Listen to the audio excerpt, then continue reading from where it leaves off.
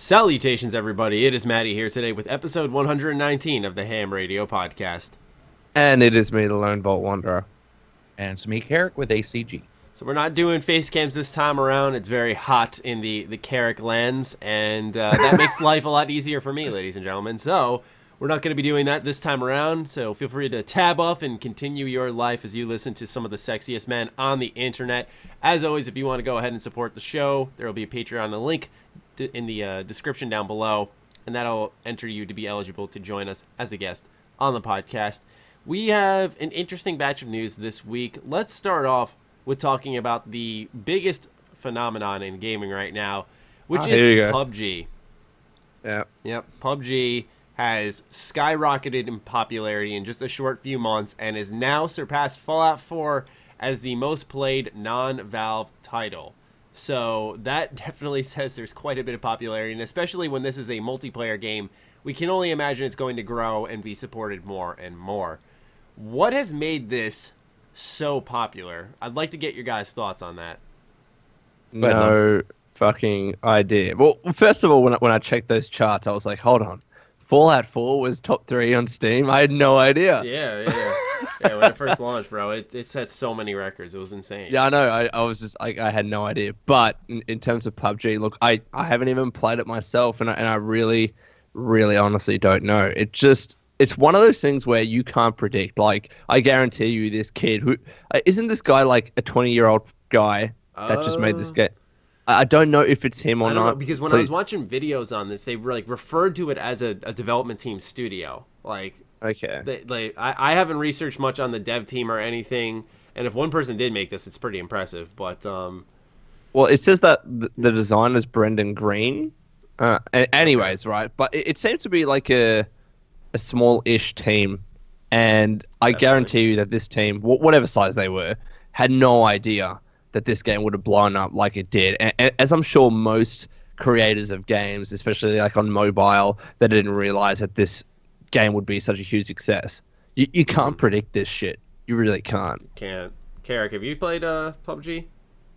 Yeah, I played a little bit. It's I mean, it's an early access title. So the thing that happened a lot, I don't know if you did, Matty, I would assume you did, but a lot of us were getting a lot of requests to play it for money online. And so I'm not saying that like is exactly why it's popular, because it's actually a very fun game for those who play it. But it is, I think the word got out there. It's like Ark, Survival Evolved a little bit, where there's a lot of people playing it, and it probably surprised the dev team in the same way. And, you know, I'm actually more interested in what it's going to look like in 6 months to a year, because it is early access, and it is janky as hell. But, I mean, that's half the fun, too. It really is Grand Theft Auto jank inside of a game that's more like Arma or something like that. And so I think a lot of people are turned on by that. It's very, very unique when you watch people's threads, all the different crazy things that can happen. That's the thing that I think started to propel it, is that, you know, you never know what's going to happen each match. My biggest complaint, it's not like I'm looking for a shooter fest. There's so many games like that. It's just that I find it kind of easy to succeed in the initial beginning parts, because if you drop down in an area that's pretty low-key, you're going to survive at least half the game if you have a brain. I've noticed, you know, it's easy to get into that, like, 30 remaining without shooting a bullet and just collecting the whole time. And so it's, I think, I watched a video. He'll be joining us hopefully on the podcast at some point down the line. Downward Thrust, I think his name was. He made a video about PUBG's popularity, and I think he made a good point that it was a lot about the YouTube and Twitch sphere, where we saw how it became like the perfect streaming game, because in the beginning, you know, when you're just collecting stuff, it's a good time to interact with the audience. Then there's those moments of intensity, there's those moments of betrayal, just a lot of random things can happen in a given match, and it's just that ideal game to kind of keep running for a couple of hours while you talk with the chat. So I think, yeah, a lot of it did have to do with the YouTube and Twitch thing, but also I think it's just getting crazy support, because yeah, you got the devs willing to pay YouTubers are enjoying it, Twitch streamers are enjoying it, a community of gamers is enjoying it, and so now you'll see like the YouTubers creating content and getting paid for it, so you just see more and more of PUBG everywhere you go. So kind of like a perfect storm, isn't it? Yeah, right. So it's like everyone's making money. Everyone likes the game. Nah, I shouldn't say everyone, but most people are enjoying the game. So yeah, it's really just working out for everyone. I think that's the other thing. Yeah, it's probably just a combination of all of those things. I mean, fundamentally, whether some people don't like the game looks like it is fun to play and has a very interesting mechanic in that, you chucked into this world and, whoever survives is the winner. Like I can't really recall a popular shooter game, whether first or third person, that did that, in the exact same kind of way. You can see the DNA from a lot of other games. Like I've had, of course, I have about 12-ish, 13 hours in the game right now.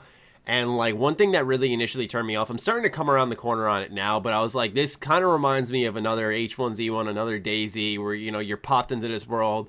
Your biggest enemy, your biggest threat is dynamically bumping into another player and like what you do in that point in time. Where, PUBG shares a similarity in that way, except I think, and correct me if I'm wrong, I think sometimes in like DayZ or H1Z1, didn't like players help each other out? Like you didn't always have to kill each other because you wanted to survive against the zombies too. But I haven't played you've much had of other people help each other in PUBG too. Like, yeah, like but there are teams that are formed. Yeah, but I'm saying if you bump into another player that's not on your team, like it's all bets are off. I'm talking about if you're running like a solo queue and you bump into someone. That's what I meant. Yeah, but even then, I believe. And again, I have no idea, but if you're playing a solo game in PUBG, some people will kind of team together to survive to the end, and then they'll like fist fight or something to see who's the best. Well, that's the thing. There's no way, man. I don't think. I wonder if that's ever happened where like opposing teams have teamed up. I can't imagine so. It just doesn't benefit you really. But I guarantee you, for the fun, someone's done. Yeah, but anyway, for the fun. But like if you're trying to win, oh man. Yeah, but no, I think, again, combination of all those things, a game with a unique concept that's fun to play. They've utilized the YouTube and Twitch streamer strategy pretty well. And it's one of those games, like you were touching on before, Matty, that's, some games are just not easy to stream, especially single-player games where the streamer actually wants to listen to what's happening and look at the story and read stuff, and it doesn't translate well to a stream audience when you have to constantly keep an eye on your chat and people asking you questions and stuff like that. But with just like a random mundane shooter that you can keep an eye on with keep a close eye on, and your other eye can look at your chat, then it's really easy to stream that. And people enjoy it in the stream because they don't always have to look at what's going on. They can go take a pee break, come back and see, all right, so what happened? Is he still alive? Yeah. And then they'll move on. It's not like a single-player game where if you miss 5 minutes, you're like, well, I'm out of the loop now. Yeah, I think it's a good time. I think, like Karak said, it's very janky, and that it's an early access title. It's early access, unsurprisingly so. That's the other thing, though. A lot of people are getting on board with this and it's early access. I mean, you got to wonder, like, what kind of effect is this going to have on the industry as a whole? There's no way big developers and publishers are not taking notice of this, right? There's got to be some PUBG copycats in the works already. I swear someone said, was it Ubisoft or something? Said that with the Division they were going to do it? I can't remember. Karak, maybe you know. Ubisoft kind of had that with Ubisoft, the Dark Zone. No, Ubisoft did. They actually did directly state pretty much that they had seen the success and that they were looking. Yeah, here we go. Ubisoft interested in adding PlayerUnknown Battlegrounds like modes into their games. Yeah, which would be fine because that's one of the actual issues in the multiplayer for the Division. If you had the Division set up to where they did something in the fiction where it sort of tightened your group up as the time went down, because I think that's really the juice that gets Battlegrounds working, is the forced collection of people into specific areas. And it's a little different than H1Z1 and stuff like that, where you can run around, collect shit for hours in some of those games. So I would love to see that in Division, because I actually enjoyed a lot of the different elements of Division, but I wasn't a big fan of their multiplayer. Yeah, I agree, because I think that the best part of the game very well could have been the multiplayer aspect. Could have been, yeah. So much potential. I like the Division a lot, so I hope they do consider that. That would be cool. So I guess if Ubisoft's taking note, then you got to wonder, I mean, this could be a new kind of wave in multiplayer gaming where, you expect all those types of modes like free-for-all and all this shit, but now are they going to start creating like Battle Royale maps, we'll call them, because that's kind of what PUBG is. They call it like the ultimate life or death Battle Royale. This is competition. It's the way the industry works. Someone does something successful. Like, look what happened with Call of Duty Modern Warfare. They do that right. Everyone wants to copy him. Mm-hmm. You got to wonder, though. I mean, with more money at their disposal, could there just be a replacement on the way? Or, you can't really sub out the original. I'm just kind of brainstorming here. No, like, I think PUBG, like, being the original, the one that started it and has a huge, like, stupidly high player base that keeps increasing each day, it's I reckon it's going to be around for a very long time, especially when it is finally, quote unquote released, even though it technically is. And I just don't think anyone can really topple it. And I was thinking, well, would Activision do something like that with Call of Duty? But Call of Duty's gone in a completely different route. Maybe one of their modes could be something similar to this. But I've talked about how Call of Duty needs to fucking reduce the number of modes that they have to stop, just saturating the player base. But anyway. You know what would be really good for that is Battlefield. Yes. That would drop them in one of the biggest maps. Because it's got similar mechanics where you got to compensate for bullet drop, put out a bunch of weapons and stuff, like start you off with like one of the knives that you can pick from in Battlefield 1 we'll use as an example.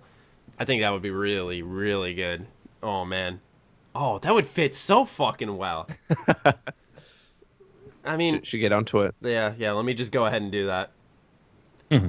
So, yeah, PUBG, really popular game. Any closing thoughts on that?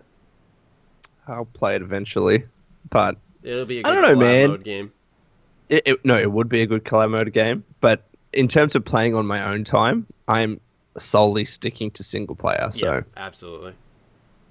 I think one other thing is that I want to add on is it kind of like last summer with Pokemon Go, where like everyone was kind of playing this big game together, and it kind of reminds you of just the fun of gaming. I think the same could be said for PUBG. There's really no progression. You get battle points at the end of matches. You can unlock these crates, and they're just all cosmetic shit. It's really nothing crazy. I think. Correct me if I'm wrong, ladies and gentlemen.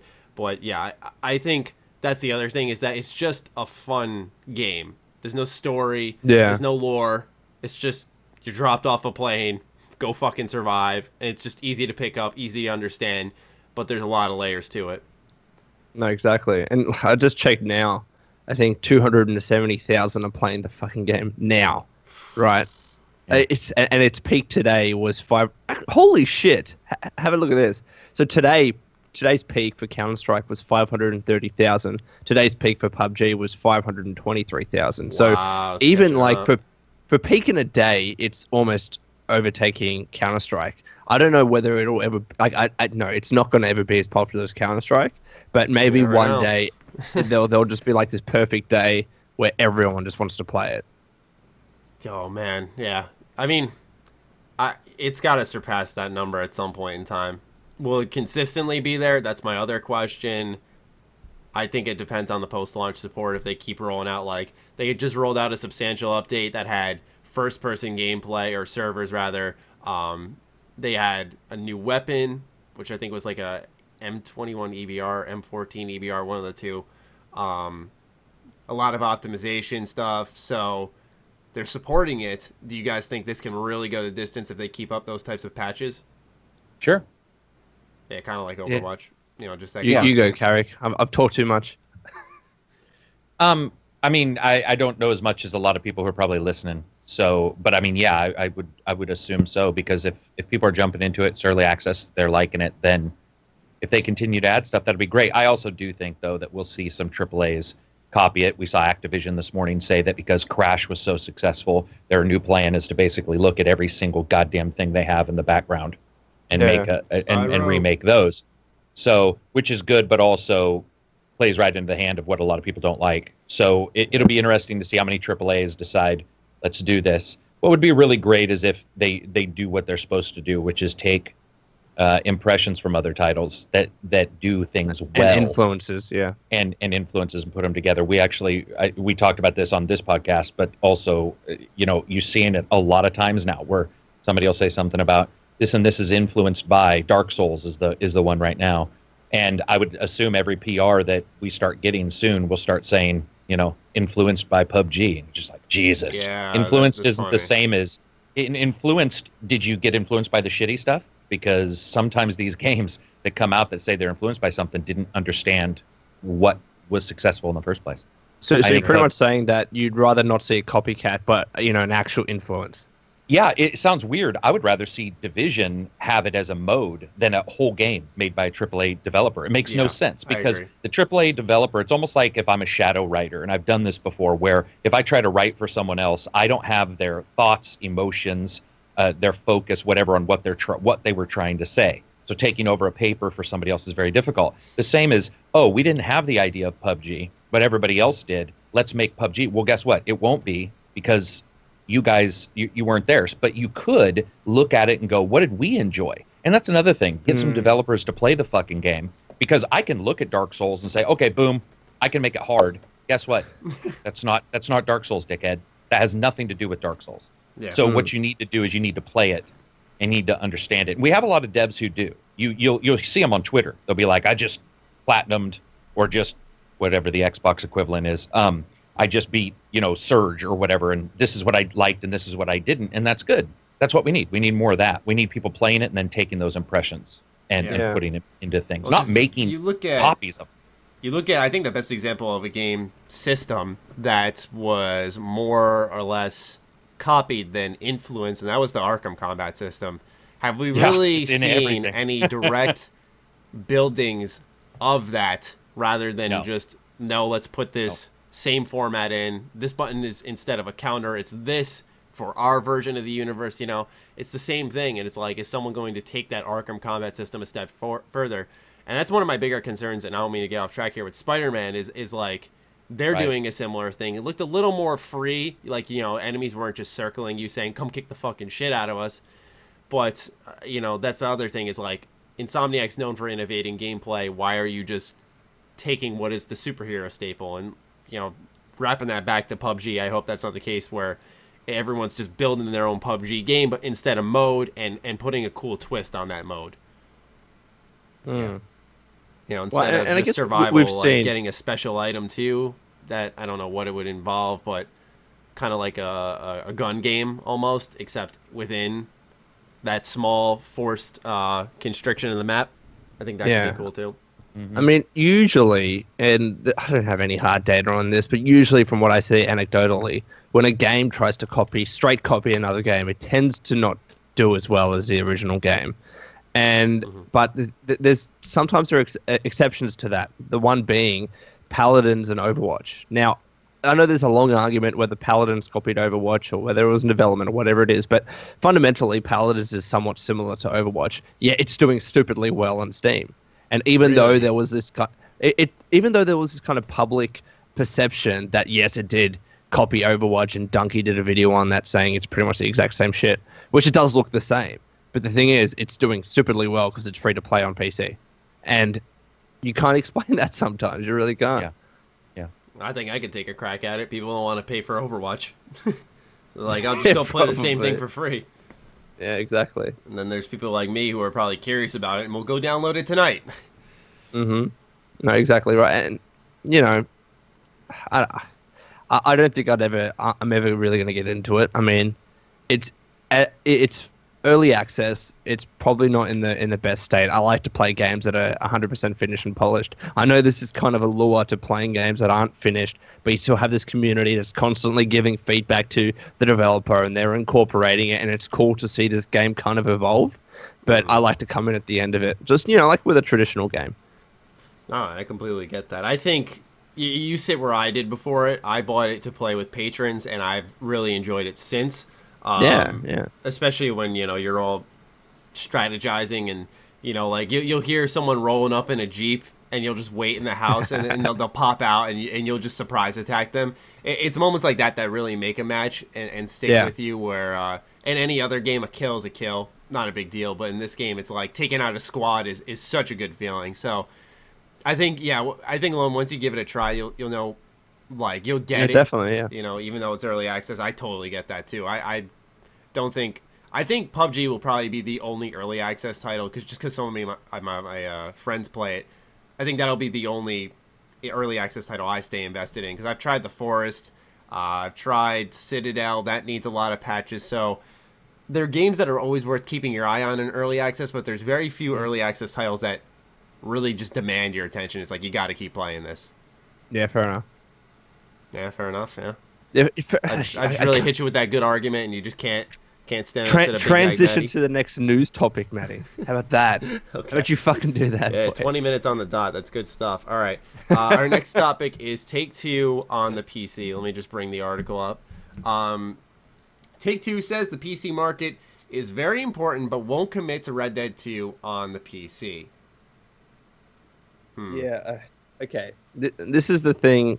This is weird to me. First of all, when you look at Take-Two as a publisher, you have sometimes games that will come out PC, console, fine at the same time. Then you have Rockstar, which is console first PC, and then you have like games like Civilization and XCOM that are more leaning towards PC. Yeah, I don't get that. I don't get that. Isn't just He says some titles are actually heavily weighted to PC. For example, Civ and XCOM. So I don't even think Civilization's available outside of the PC. If Civ Revolution's one of the like Civ Lite, I guess is what you call it, is the only one that is. Okay. Like I get why certain games do better on PC. It's just like the way it's always been, right? But with a game like Red Dead, when you look at GTA and how well it did on PC, and it's pretty much like a game that there's no reason why Red Dead, as the game that it is, won't do well on PC as it does well on console. I don't know why Rockstar isn't big enough, or Take-Two doesn't see the incentive to release it day one on PC with console. I still never understood that, and I didn't understand it with GTA, mind you, either. I don't know why it took so long.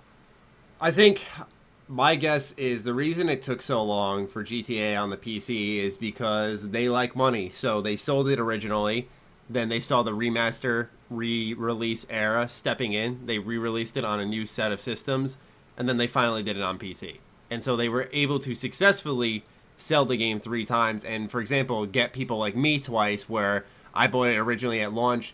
Then I remember for a video or something, we all wanted to play GTA, so I bought it again on PC. So for one consumer, they can essentially double dip.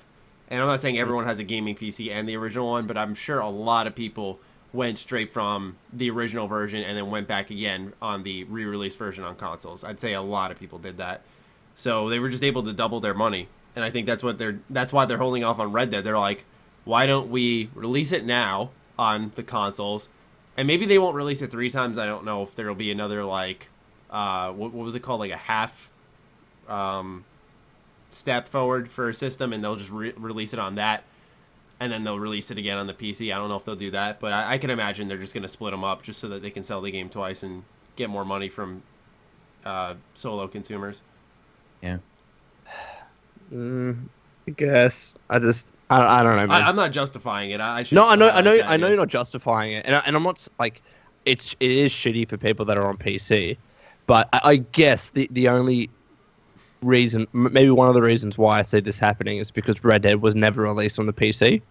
So maybe they're waiting until they can remaster Red Dead on PC, and then they'll release Red Dead 2. I was going to say, like, I think a lot of people would really get on that. Not that they aren't now, but I think a lot of people who are on PC would be like, yo, I'm going to play Red Dead 2 so much. And if they, like, announced that it's coming to PC and they said, also, we're releasing now the Red Dead 1 on PC, I think that would be huge. On the side of them saying, like, some titles are heavily weighted for PC, I do get what they mean about Civ and XCOM, because I know XCOM can play on consoles. In fact, the first time I ever played the series, it was the first strategy game I ever liked a lot, and or at least that came to mind that I liked a lot. And I think it can play well on console, but for example, with XCOM, when you're customizing, your squad, you're typing up their bios, you're trying to get that precise tile that you want to pick. Same thing with Civ. It just works better on a mouse and keyboard and plays better on a computer. But he says, he being Karl Slatoff, who's president of Take-Two, the great news is that the PC market is vibrant for us. It's a great market for us. It's a big market. It's a core market in consumers that are highly engaged. It's a predominantly digital market, which also removes friction in terms of ongoing engagement with the consumer. So for us, the PC market as a company is very important and very exciting, and something we do focus on. What do you reckon, Karak? I mean, I would assume some of it also has to do with the fact that so many developers are really afraid of data mining now. And so maybe they're nervous. You reckon that's it? I know that's it for some devs. I mean, there's actually a dev blog where they were talking about like what scares developers, or what at least causes developers some concern as we move forward, and publishers, and data mining was actually on the list in the top 10, I think. But it was on the list. One of the reasons is because you can find a lot of information, and it's like, do you find information that maybe indicates something that somebody can get pissed about? And we're in a let's get pissed about everything culture right now. And so it's like, if something weird in some data mine somewhere says future DLC, and somebody's going to be like, they already had DLC, screw them, you know, because we have those people who get mad about that. We have, and it's just one little thing that's in there. We also know that the Red Dead that people play on consoles barely works, and you know, their description of the PC development kit getting it onto the consoles was crazy, and they were talking about like it is Red Dead is just barely held on. And then you had the insider who had the Reddit account, which was verified, and he was talking all about the behind the scenes for Red Dead in particular being really, really messy. And I think there's all those. Then I think Rockstar has shown that they don't understand the mod community, because they tried to shut down Open IV or VI, whatever the fuck that's called. They tried to shut down modding. They've done all these different things. And I think that they show that they don't really understand PC gamers incredibly well. They know what's popular. They do. And that's what he said. Like, hey, yeah, we know it's popular. Well, so does any jackass who can look up how many titles you sold. But it seems like they have a miscommunication about what they're trying to do, and what they want to deliver to people on the PC. Because let's all remember something. The console versions pretty much worked when they were released. GTA on the PC when it first released was a fucking nightmare. True. And I think that also goes to show that maybe they're a little bit gun shy as well. And smartly, by the way.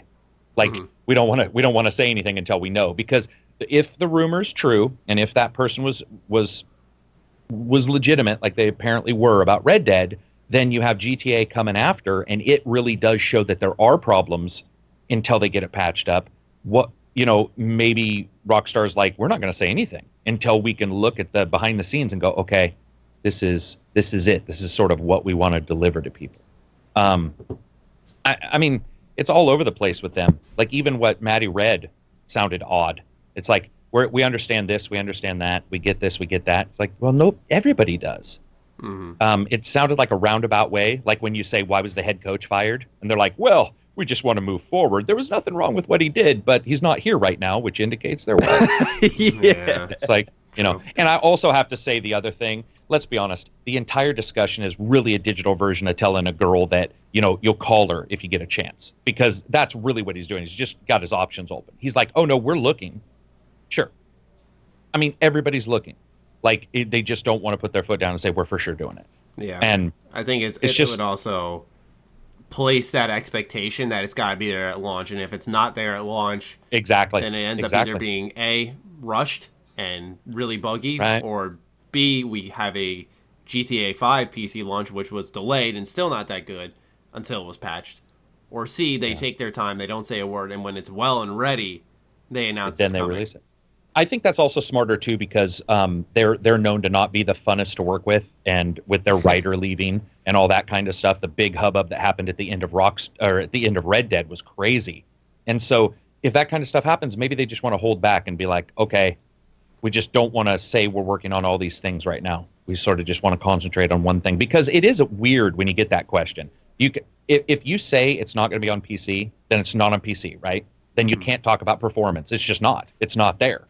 But once you start saying it's on PC, then suddenly it's like, well, is it AMD or NVIDIA? Well, which one? Is it Hairworks? Is it this? Is that? And pretty soon you have 8,000 different degrees to where some poor tech help at Rockstar is answering all these fucked up questions.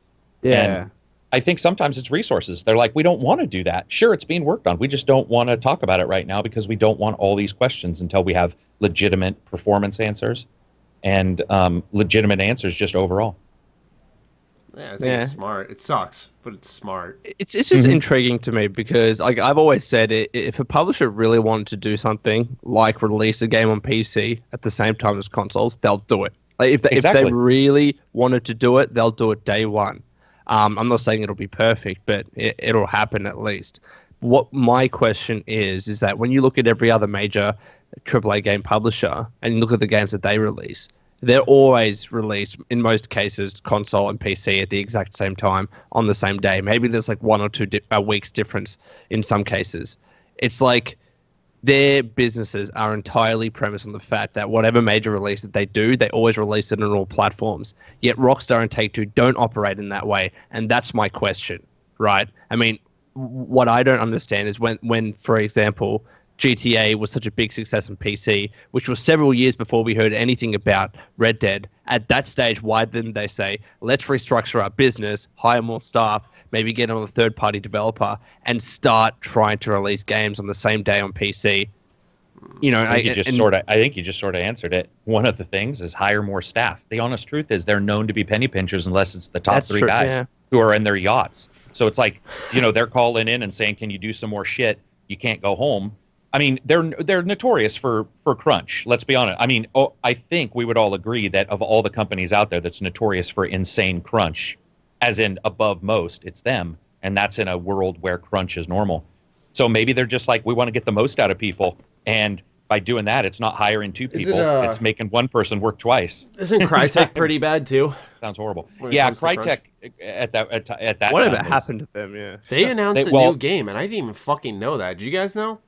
Yeah, Crytek sort of has the issue like Epic does, where they're known for 2 things. They're known for a game or 2, but they're also known for their engine. And so they had a split where like that engine was sold, Star Citizen used it for a while, and all these different things happened. And so, but they were known. Yeah, they were known for crunch. I just think also it's money for any other company but these guys. If it was any other company and you guys were like, why are they not doing it? I'd say resource-wise, they looked at it and said it doesn't make financial sense. And you and I just don't have the numbers, right? That's normal. These guys are swimming in cash. They're swimming in unbelievable amounts of loot. So unless they're true penny pinchers where they want to hold on to every single cent, which they could be, that would be money-based. But then you have to look at the things that aren't money-based.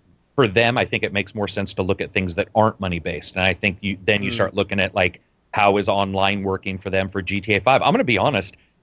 I mean, it makes a little sense to say, hey, you know what? Let's test out on the consoles how the brand new fucking, you know, I don't know what you call it, gold mining cards work in Red Dead multiplayer instead of shark cards, and see how they work before we move to the PC version, and we stop people from buying 10,000 versions of the same game. I mean, there's more copies of that game than there are available systems to play it on. Yeah, it's ridiculous. So it's like they know. So in a way, it might be money to where they don't want to lose the GTA. And also, consistent cash. I just thought they don't like the whole modding thing, so you got to wonder if they're holding off on PC just so that no one mods their game. That's what I said. Yeah, I agree. I firmly believe that's at least one. You know, they look at different reasons, like we all would. You know, if we all sat down and we're like, what are the reasons why? And that has to be on their list. Yeah, I mean, it's written on the wall, just to not say anything.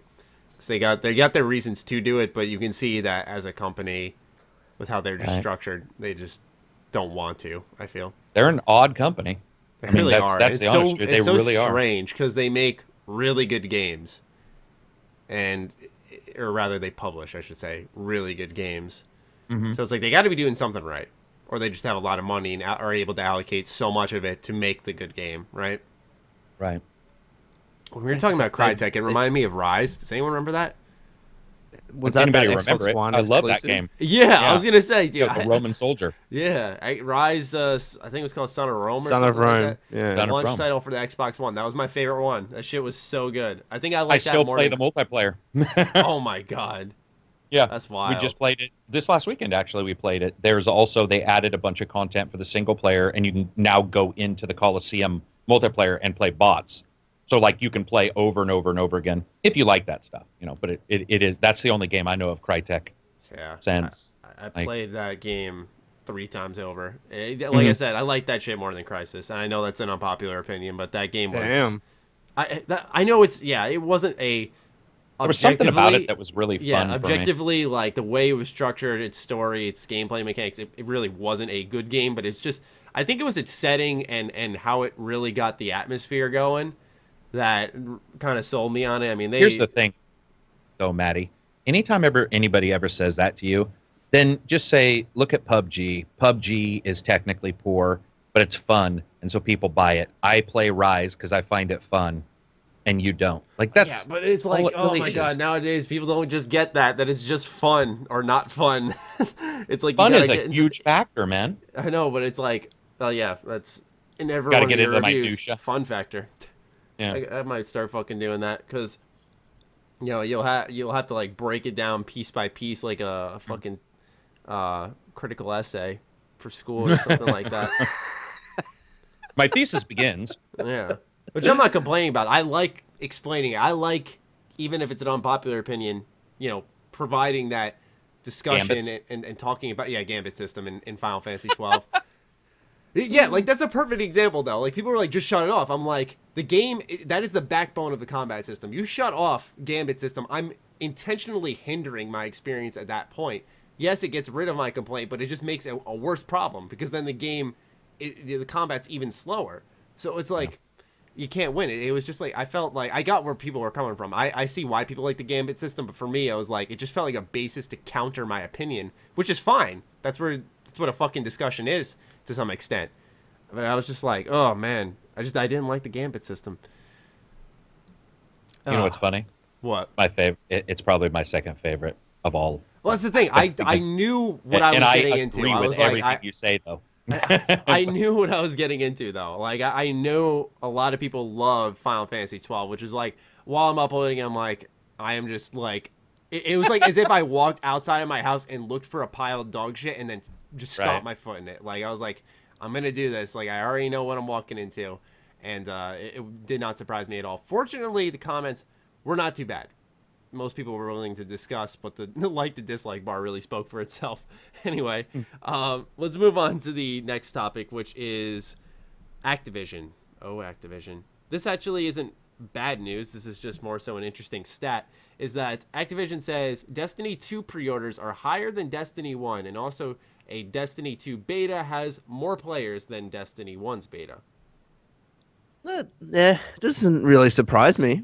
I mean, see, it kind of surprised me. I would have expected that. I mean, well, look at it this way, right? When Destiny 1 came out, we hadn't known what Destiny was. We didn't really play it before. People were probably lukewarm on it and gun shy. So it built up a player base. Even, you know, I know it's still a polarizing game, but Destiny 1 did build up a player base, and then you had a bunch of people that were excited for the next game that go on to play the beta and pre-order, right? So I think inevitably it was going to get higher pre-order and beta numbers, but whether those are significantly higher, who knows? I think for a lot of people there was a little bit of surprise purely by the fact that you were talking about the Xbox 360 and PS3 at the end of their era, so you had a larger, you know, base of people playing the beta, and to see the numbers be higher was sort of shocking to me, especially without the PC to back it up. So you have far less systems out there. You have far more people playing the beta, which was, to me, a little bit of a surprise. You potentially have more people out there because there are more like consoles. I mean, at the end of Xbox 360 and PC's player base, life cycle, there were a lot of consoles out there, agreed, but also a bunch of those consoles were bought 6-7 years ago by people that probably don't play it anymore. Like the numbers that I'm really interested to see. Xbox One's out now. I would have to say that's pretty. I guess I would say a little bit odd reasoning, because you're also talking about times when companies were selling far more games to those people. So obviously they were playing them. So I don't know why we would say Destiny wasn't getting played. No, I guess my I guess just random question. I wasn't really making a statement. It was just saying that I would have loved to have seen how many active console players there were at that time versus how many active console players there are today. You know what I mean? Like, yeah, but I mean, the active console players at that exact time were buying other AAA titles at the largest numbers ever. So obviously, a lot. I mean, if they were, so like an Activision game, let's say another one, a Call of Duty or something, is still selling, you know, bajillions. You can assume that some are gone. People have moved to PC, I think, which might be what you're saying, or you know, or are getting ready to jump. But we see evidence that people were still playing them by the sales of some of those games at the end, which were, and especially when Destiny came out, which was crazy. I mean, I get what you're saying, because we know people who at the end weren't playing their 360s and PS3. And I get why you're not surprised. It's just, for me, I was just surprised because I also wasn't super impressed by this beta. So it was like, instead of having no idea and then being somewhat impressed and sort of seeing the game and, you know, Dinklage and his hilarious voiceover, you jump into this where we know what to expect and it still had more. I guess that's what I mean. It's like, damn. I guess surprised me was we look at the stats that were coming out at the end of last year. We saw how like Watch Dogs 2 underperformed, Dishonored 2 underperformed, like all these sequels underperformed, and it kind of set a trend where a lot of sequels were underperforming. I was thinking, seeing that for Destiny 2 was pretty surprising to me. Yeah, but especially the pre-order side. It's less of the beta; it's more of the pre-order. Look, I think people underestimate how well Bungie did to win back players with Destiny 1 DLC.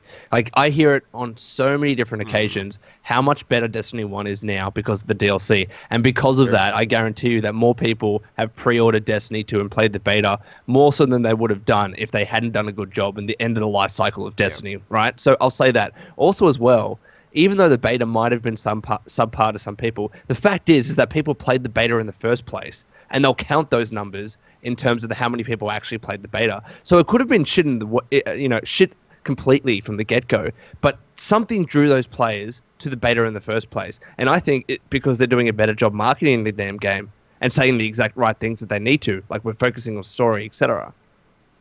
Yeah, I mean, I agree. Yeah, I totally get what you're saying, and I'd be a fool to say like, well, that's bullshit, because like, for example, I loved the Battleborn at launch, but it's such a better game now. You know, and I know it hasn't really brought back its player base, but I totally see what Destiny fans are saying. Where like, yeah, one's probably, I can't speak for it because I've never played all the DLC, but I'm sure one is a better game now. But we gotta get really, really technical here, and this will lead to a really interesting discussion. Is there any game, and I'm sure you guys will name one right off the bat, that had DLC added like this and made it a worse game?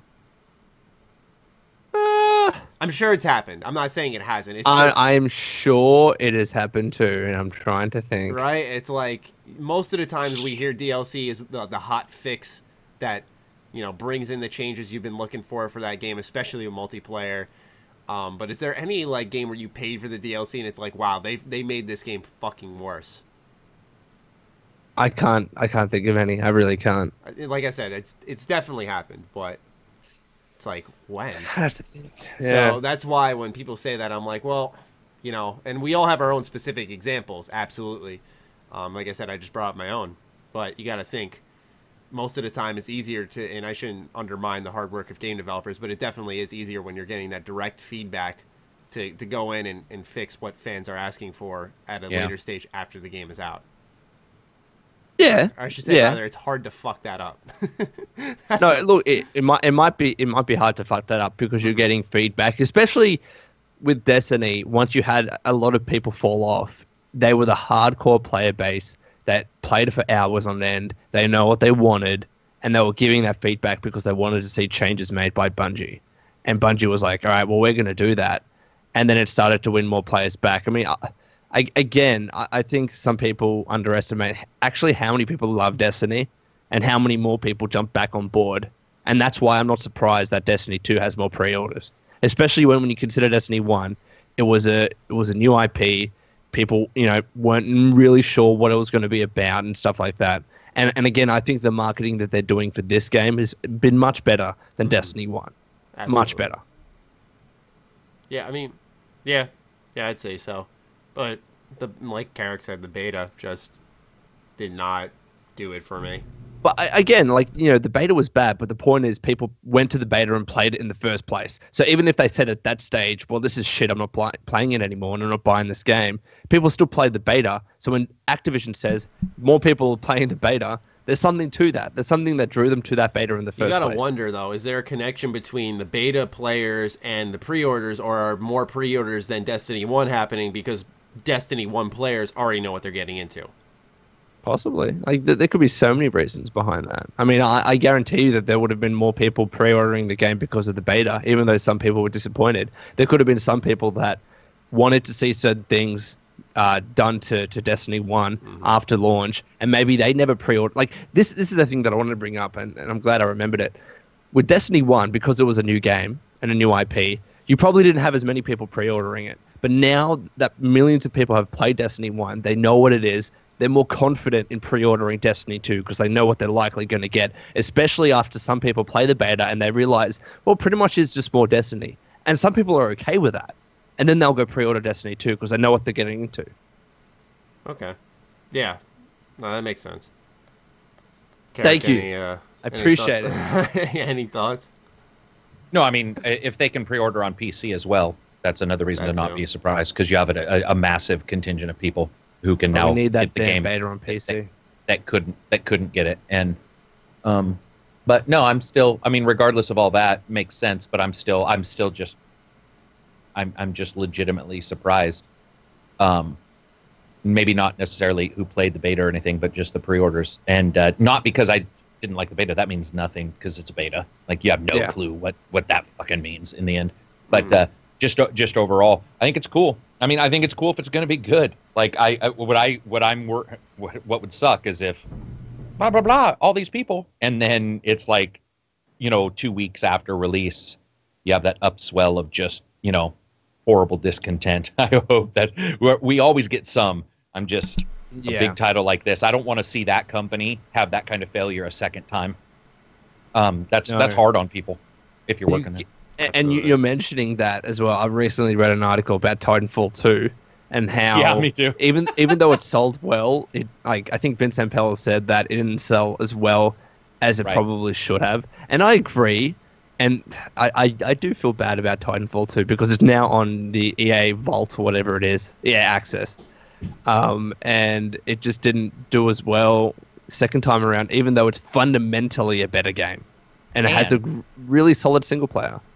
And if you read, I'm assuming you did read the quote then, Lone, his passive aggressiveness hasn't stopped, because this is the same guy who was talking about the PR dude and was like, whatever the fuck that means. And once again, what does he say? If you listen, he says, well, that's the quote I'm supposed to say. And you're like, whoa, this guy is sitting on a pile of fucking angst, just rubbing a canker sore in his emotional complex, and he's just ready to snap.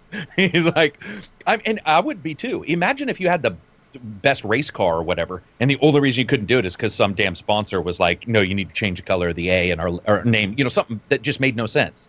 And that's the way I'm sure those guys feel, because it was better in every way, I would assume. I mean, I don't know of any way Titanfall 2 was not better than Titanfall 1. Yeah, maybe just the release window. Exactly. Yeah, that's exactly what I thought. It's just so sad, man. It's so fucking sad. And imagine if I was sitting there and we were all talking, we were a band, let's say. We're like, hey, we're going to release our brand new album. We're tight. We're like, this is going to be good. And then the Beatles were like, we're coming back with something, or Rolling Stones. And you're like, fuck.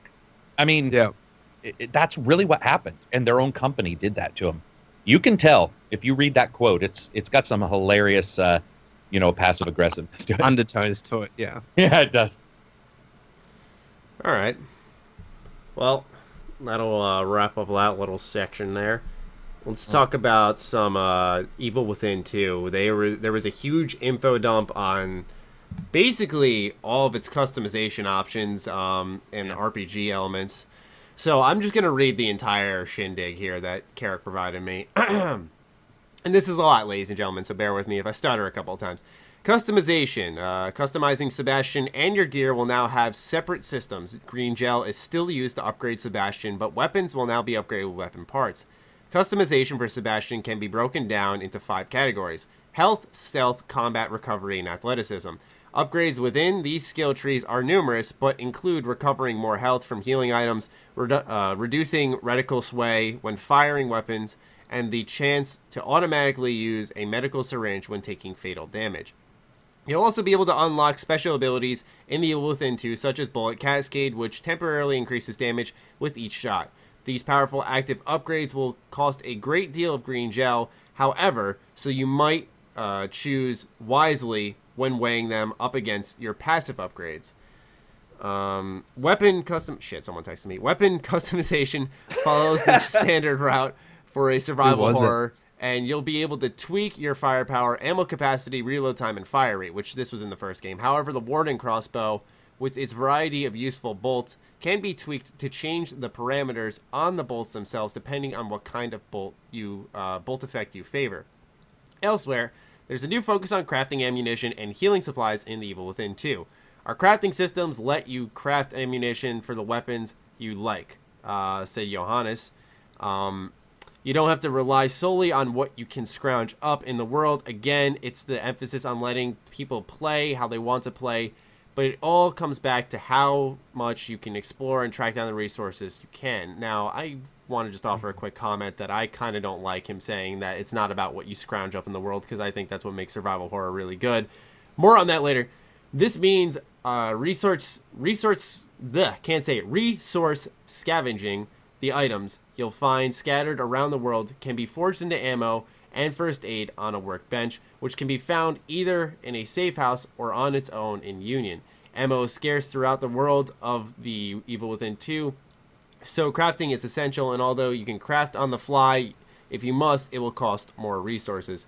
You can customize your experience to prepare yourself for what's waiting for you, but there's danger around every corner in Union. And the key to that danger is the fact that you don't know what's lurking around the next corner. Horror for me is always about the sense of mystery you feel and how you can never fully grasp what's going on. So, as a joke, today, I sent this to patrons and I removed the name of the game.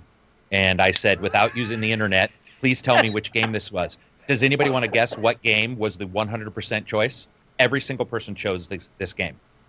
You want to guess which game it was? I want to say Destiny, but I'm probably wrong. No, it was Dead Rising. And it literally is, yeah. When you take it away and start looking at how the upgrades work, the instant healing that you can possibly do, the way that they talked about opening up the world, I said, I want to know, and every single person was like, "Oh, that's Dead Rising, right? That's Dead Rising 4." A lot of them hadn't played it, so they weren't, exactly 100% up on everything. But I agree with Maddie, and that's why I wanted to talk about it. To me, when somebody says, the possibility of an instant heal and stuff like that, I got to tell you guys that the most poignant and just really awesome parts of most horror games to me are those moments when I have to choose to look at something else other than the game world, whether it's my inventory to heal myself or whether it's I have to pause to do so. Having a system like that, the possible automatic stuff, all of this crafting, it removes a great deal of what I felt people liked about Evil Within. And that's what I'm worried about. Okay, interesting. Well, I get what they're doing, where they're trying to expand on one of the cooler mechanics I felt was in the first Evil Within, which was, I think, and I haven't played it since the launch month, but I think if you burn the bodies, they wouldn't come back and they'd drop green gel, but you'd have a limited amount of matches, so that green gel wasn't just something you got off of every body. And I'm just, like I said, going off of memory. And so I get that the upgrade system, I thought, was a welcome surprise, getting that extra health. It made that small difference as the game progressed, but overall you were never this ultimate badass. And I don't think that'll happen in this game. I think it'll still be a tough game. But here's the thing, is what I'm seeing is them try to be openly accessible with a series that, I mean, it's not really supposed to be accessible, is it, right? Correct. Survival horror is supposed to be pretty niche. And if you're choosing to make a series survival horror, you should stick to it, or else you will end up like Resident Evil 4 to 5 and 6. And then you'll see it go back to its roots with 7. And so I get what they're doing, where, you had weapon upgrades in the first one, and so they're like, well, let's add crafting. And it's like, okay, I doubt that they're going to give me like 40 different things to craft with, and it's going to be easy. But when they said you're not going to really rely on what's around the world as much, that's when I found a bit of concern, because, like I said, that's my favorite thing about survival horror. And I think that's a sentiment that's shared, is the idea of really counting on everything you have in the area, like scouring it 2 times over, making sure everything's in your inventory before you move on, because those extra 2 bullets could be what make or break, what's about to happen in the next room. And when you add a crafting system, I can scour that room, then craft. So, I mean, I don't think it's all gloom and doom. I just think that there is the potential for the series to lose some of its identity with these changes. I'm trying to think. Didn't Resident Evil 7 have a crafting system? Yes, because I remember upgrading my weapons, I think. Yeah. Yeah. And I The bird It had remember the coins. It had the coins in the bird cage. in the bird cages, yeah. And also as well, I think, is when you picked up like herbs and a different ingredient, you can make health, and sometimes you could find health on its own. But it's kind of different where, in terms of crafting, the only way you can get an item is by crafting, versus you can use crafting to help you get more of an item that you can already find as you explore, right? Oh, yeah. So it's got to find a good balance between that. Exactly. Yeah. And that's a very good example of Resident Evil. You could take the green and red herb, you combine it, you get like a full bar of health if you use it. Exactly. And so that in that case, that's awesome then. My concern is like when we were reading about the abilities, like, oh, you can use an emergency syringe and you won't die immediately. It's like, no, that shouldn't be a thing. That makes no fucking sense. Bullet time or whatever. What was it called? Bullet Cascade. Bullet cascade, like, you know, that type of stuff where you do temporarily more damage. Like, come on. You know, I mean, because here's what happens is no matter how much QA you do, someone's going to find a way to exploit that pretty easily. And a boss that is supposed to be really impactful and difficult and the big challenge, you'll straight fucking cheese through. Because... Okay, I have a question then. What if all these extra mechanics were optional and you had an option that said hard mode versus normal mode, and you were able to pick hard mode? Because here's the thing. I know a lot of players, and probably myself, that wouldn't mind having all these extra features, even though I'm playing a horror game. But then you guys would want to play on the harder mode to get that more hardcore experience. And like a traditional horror experience. I hope they do that, because Resident Evil had Madhouse, and that was really cool, because it kind of changed the fundamentals of the game. I don't think it removed certain mechanics. I think Karak can speak on that more, because I hadn't played much of it. It was a remix mode almost, because it actually added some stuff to puzzles. It was pretty crazy. It was I would consider it the best option upgrade I've ever seen in a game, probably. Yeah, it's a really impressive New Game Plus. But no, I would agree. I mean, I don't think it's necessarily bad or good. They haven't shown that there was enough issues with Evil Within 1 that I would have liked to have seen them learn and then move into 2 with the improvements from 1.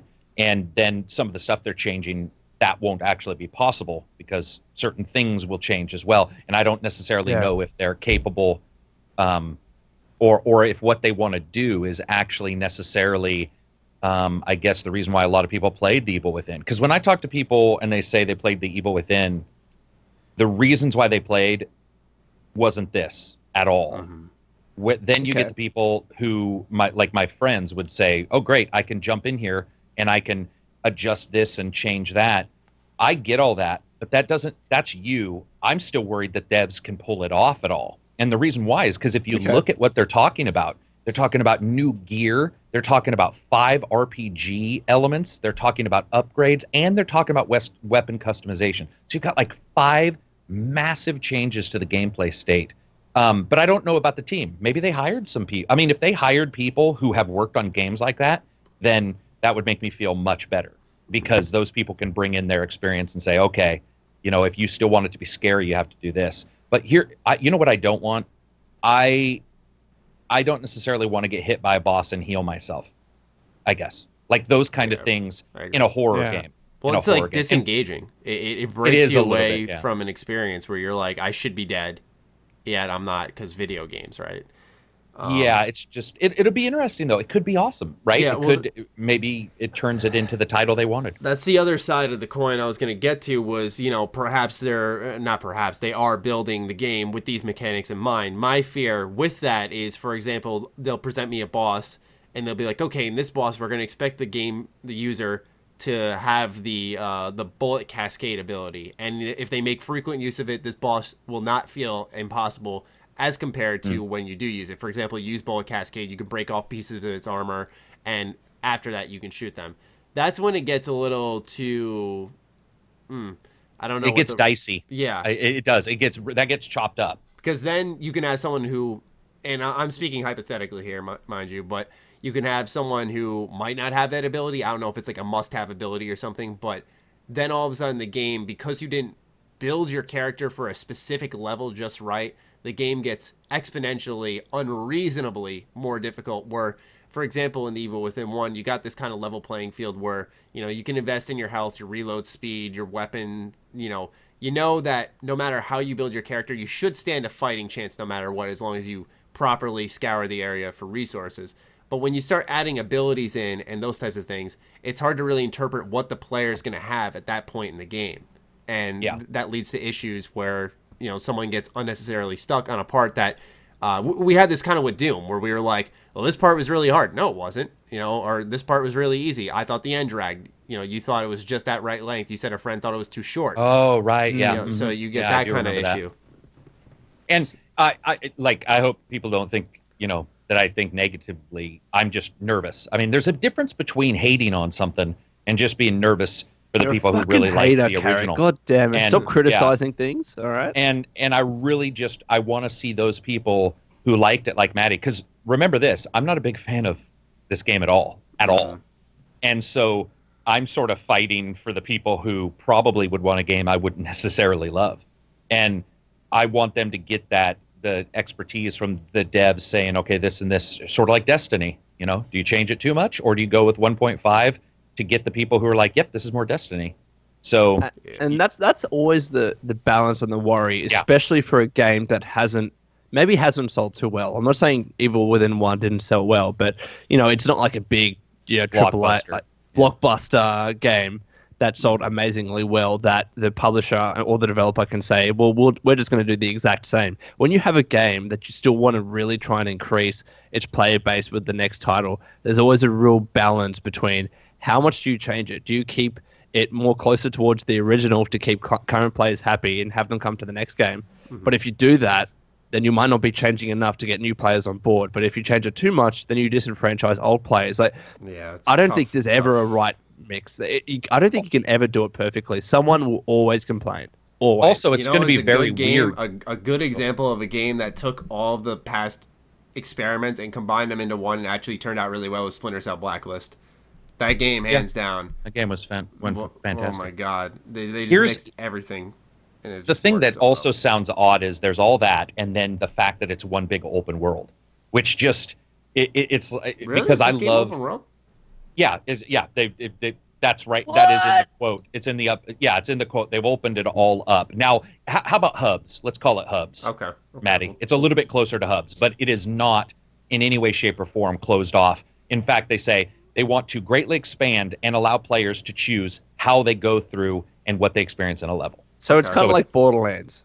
Or maybe even Mass Effect, even though that's going to be a hard comparison for some people to make, but it's a good hub. I mean, how about this? I think the best way is it's just what Bethesda games published titles have become known for. You got this hub area, and it branches out into a bunch of separate levels. You know, look at Prey, and it's also, look at Doom, look at Dishonored.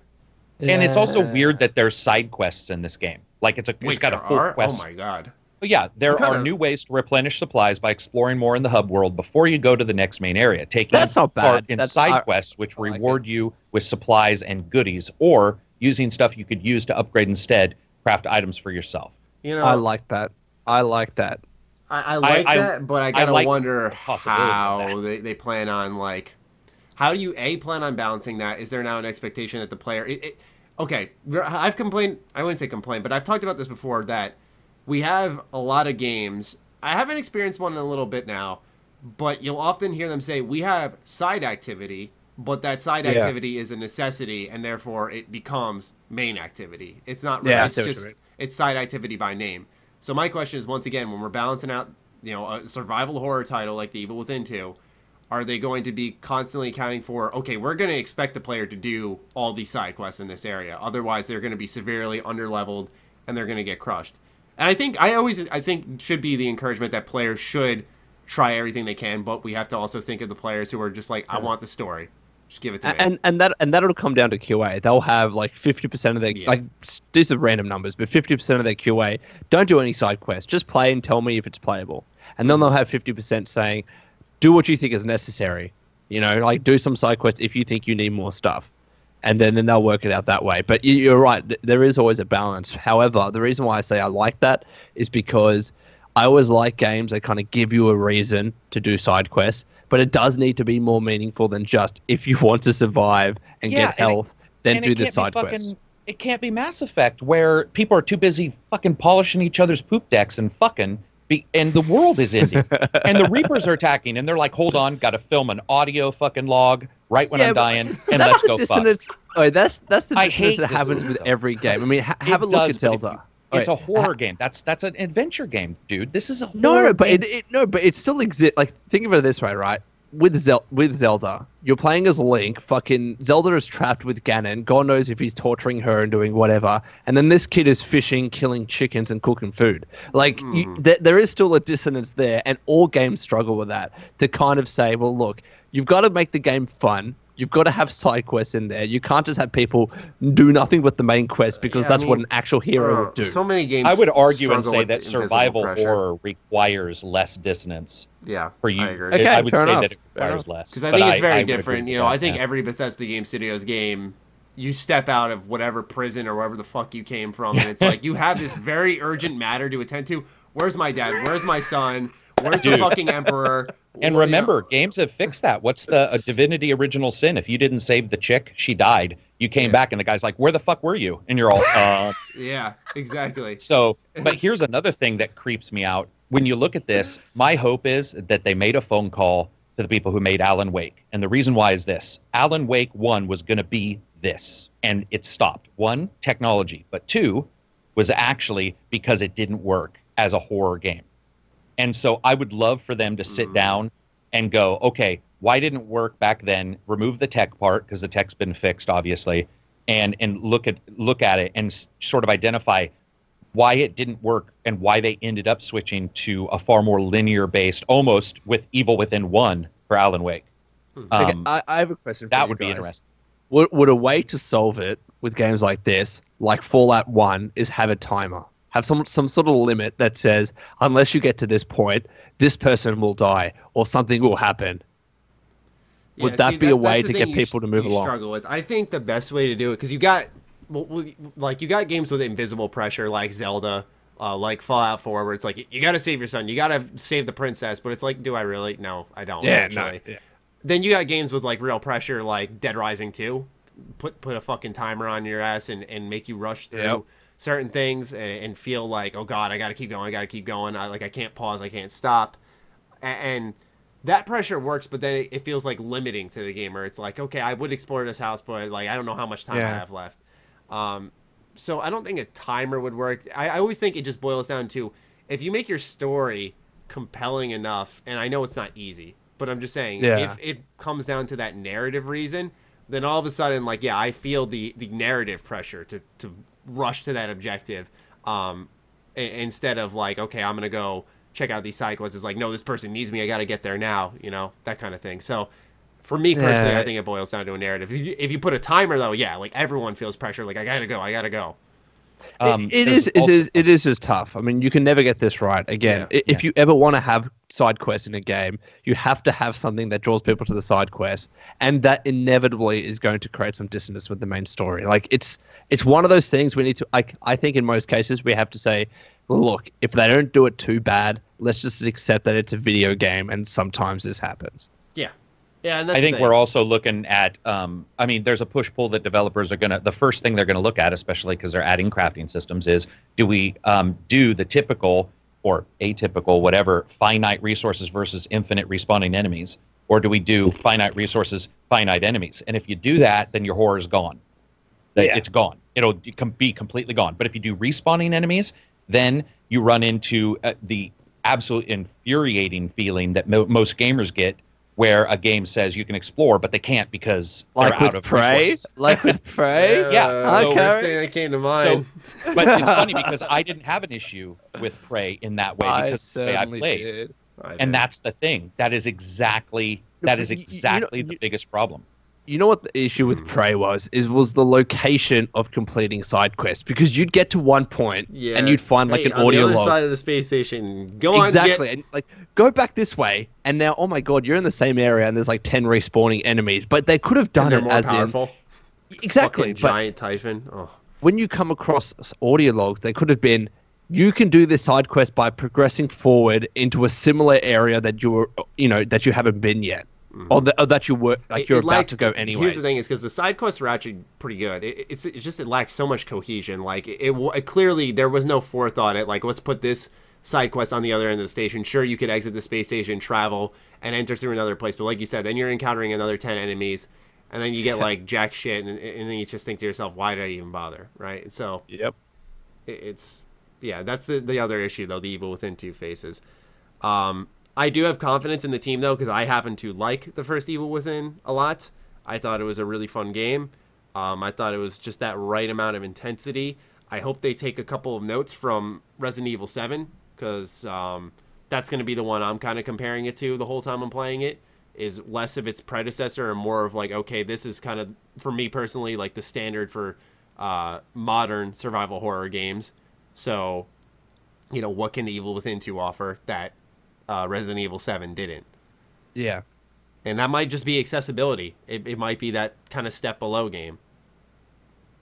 We'll see. It should be interesting. Yeah. All right. Next topic is... Okay, real quick. Ooh. I was just reading up on that. My bad. Supplies will be limited. Enemies will respawn.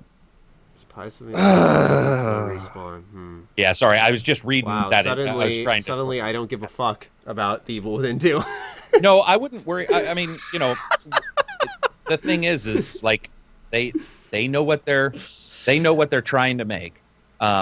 Man. And we talked earlier about taking impressions or taking you know, the idea from another game. So hopefully they're taking it from the right games. I mean, it could be great. Like, because I love Resident Evil 7, and it's got a lot of these. But see, the thing that I find so liberating in a survival horror game is, like, in Resident Evil 7, you wiped out the enemies in the basement. And when you're trekking through again, like, if something happened in the narrative, yeah, it makes sense they respawn. But when they're naturally respawning, which they didn't, it let me explore and really just take it in. Right. Agreed. What was happening around you. It's like, wow, this is really cool, despite how fucking scary this is. I just have never been a fan of respawning enemies in almost any game. Yeah. I mean, agreed. It always almost never makes sense. Like, and I don't mean sense like the way we are talking about dissonance. I just mean it feels like a stopgap. It feels like they're like, we don't want the player, you know. I mean, I completely get what Matty is saying when he says that with Resident Evil 7, because enemies didn't respawn, you could go back into the house. Like, let's say, I need some more health or ingredients. You could, pretty much safely go back into that house and know that there aren't enemies there. But then, if you look at Prey, if they implemented the same system, I wouldn't go back into that house. I'd be like, fuck it. There's no point, because I'm going to lose more items than I, trying to get more items because there are enemies there. So I want to have to use some ammunition. I'm probably going to have to use some more health just to get more health. So I like Resident Evil 7 for that. Yeah. And the other thing, though, is that because I thought Resident Evil 7's story was pretty good, it was fun to go back and just explore, for example, the manor, because you could, like, look at a lot of the environmental storytelling that they had there, like pictures lying about and what happened to this family, and hearing, for example, the VHS tapes. That was another example of something so fucking... Like, it made so much sense in the narrative, but, like, for some reason, Jack's wife... Mia had a fucking videotape with her for some reason, like fucking Mia. Yeah, I don't get it. But here's hoping that the respawning enemies don't ruin the game, I guess, is what I'm gonna say. That's my biggest fear, man, because I do not like respawning enemies. Anyway, next topic is Capcom. They plan on making more games for the Nintendo Switch after Street Fighter 2's success. And it's weird because they said, if you guys remember, that our Switch future is going to be dictated on Street Fighter 2 success. It sold about 450,000 copies. And now they're saying our Switch future is going to be dictated on Monster Hunter XX sales. Like, I don't know why they're not necessarily sold on it. Like, they're still, I guess, gun shy to really committing to this system. And I believe they also announced Resident Evil Revelations. That's by Capcom, right? $20. Yeah. So it's just weird. Like, it's just weird to me until I see like their next big Street Fighter game come to the Switch as well. Then this is all just smoke and mirrors, and I don't know whether they're actually committing to this system. Yeah, that's the thing I was thinking is like, how much success was Street Fighter 2 on the Switch? It's kind of the first question I have, because are they saying like, oh, we'll support the Switch more? Are they just gonna, like you said, like port more, or are they actually going to be like making a dedicated game? Because that would be cool, especially because, for example, Monster Hunter, I know it's on Monster Hunter World is coming to PlayStation, but it was at home on the DS for a while, and it'd be really interesting to see like another new Monster Hunter game specifically made for the Switch. You know, or just Mega Man maybe. You know, I don't know. Bring back Mega Man for fuck's sake. I love Mega Man X8, dude. The game's so good. But you know, they have a lot of IP to play around with. Lost Planet. Bring back Lost Planet. Yeah, Karak, you'd like that. Yeah. I love Lost Planet too. That game I like Lost Planet Planet Capcom games. But the thing is obviously, I think right before both of those, or right before that press conference or whatever, he met up with the Red Dead or Rockstar dude, and they both said, "How can we answer something without answering?" It's like it's just like, oh, we're thinking about this because of something else. We know that they're out there. Well, of course you fucking do. You have eyes. And Capcom, sorry, we got to see they leaked or officially, I don't know which, showed their sales expectations for the last like 3 years of games. Their ideas of sales are in such a stratosphere of unbelievability that I've actually talked to devs and been like, do you guys know that the expectations are this high? Because if I was you and working for them, I would be stressed out because I would know that what they were what are their expecting. Numbers? Oh, dude, like Dead Rising 4 was like many million. Like their expectations are insane, and it was enough that there were like Reddit threads about it, there were NeoGAF threads about it, there were GameFAQ threads, there were all these threads about it, and I think Kotaku even might have said something like, "Is Capcom's sales department crazy?" But their expectations for sales and then their reallocation of funds, if those expectations are not met to other groups, is insane. It's something you and I would go, "Oh wow, you hit it, you're in good shape." They would say that is a terrible performer, and we don't want to make that game anymore. And as one person said, is it possible that they have some people in charge who remember the glory days and can't figure out why the glory days, there's too much competition with indie games and all this stuff, stealing away little bits of money? You can't really expect the glory days anymore. I don't know. To provide context to it, I found an article. Capcom said that Resident Evil 7 failed to meet expectations. They expected it to sell 4 million, and it fell short by 500,000 copies. Now, 4 million... It's just coming short. Like, that's not... I wouldn't say failed to meet expectations, but... Yeah. You know, the other side is you promised free DLC literally at the end credits, and you have yet to fulfill that. So maybe if you provide that DLC as promised, that sales mark would have hit. Mm. And then could it be also that they feel that some of those sales were purely people testing out PSVR? The million people who bought the, you know, where it was there, and they're worried of that. But the thing is their expectations within the time frame as well. They expected 4 million at a specific time, which to many people was not only a high number on a new system with some huge changes. Remember, I mean, I think we would all agree Resident Evil 7's got some massive overall narrative changes. It's more of a, what would you call it, Chainsaw Massacre type of game than what we're used to, at least for a good period of time.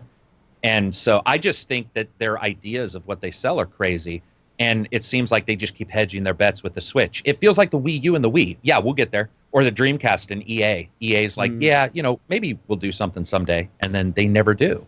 It's interesting because they view $450,000 units for the Street Fighter 2 as a success and something that justifies making more games. But that's a really old game. It is a well-established franchise, but it's actually an old game, right? And it's a port. What kind of numbers would they need for Monster Hunter 2? And exactly right. I don't know. I really don't know. Exactly. Isn't it crazy? I mean, I don't know. The numbers just look off. And I've said this before. I'm fighting myself because in the past I've said we don't know, and we don't. But it just seems to me that their expectations are abnormally high. Maybe they consider it a success because we just covered last week how the Switch sold, I think, just about 4+ million consoles. Yeah. So 400,000 for a port. I mean, probably a very low effort port. Didn't cost them much money. That's probably a success in their eyes. Like the algorithms and the actual formulas that they'd be running to determine what is a success 10%. for a particular platform. Yeah, exactly right. Like they'd have percentages, they'd have certain weightings, whether a game is brand new or whether it's an old IP, whatever convoluted shit that they have. Like they have data analysts that run the numbers, and then that's what they'll look at. And we can look at, from the outside and say, well, that doesn't make sense, but to them it makes complete sense. Exactly. Because yeah, but it still doesn't make sense. we all know that. But at the same time, you look at it, you're like, what the fuck? It feels like you're riding a tricycle with one of the wheels missing, and you're like, I need something to sort of help me out and help me understand it. But we see Dead Rising coming to so many systems. It's all of them are on PS4 now.